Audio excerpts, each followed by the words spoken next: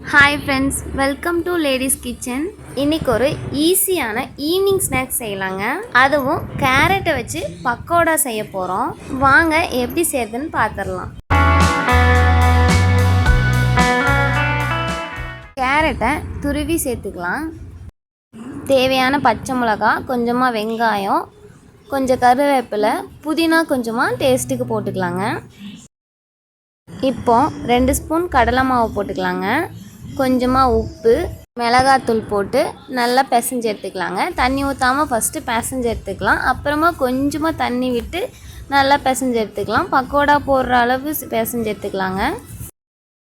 நல்லா எல்லாம் மிக்ஸ் ஆகிற மாதிரி நல்லா பிசைஞ்சு இந்த மாதிரி எடுத்துக்கலாங்க. இப்போது எண்ணெயை சூடாக்கிக்கலாம்.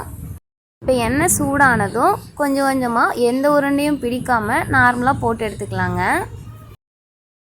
லைட்டாக இந்த மாதிரி கிளறி விட்டு நல்லா வேகட்டும். நல்லா வெந்த பிறகு வெளியே எடுத்துடலாங்க. இப்போ பாருங்கள், நல்லா கிறிஸ்பியான evening snacks ready. Tasty and ஹெல்த்தியாகவும் இருக்கும்.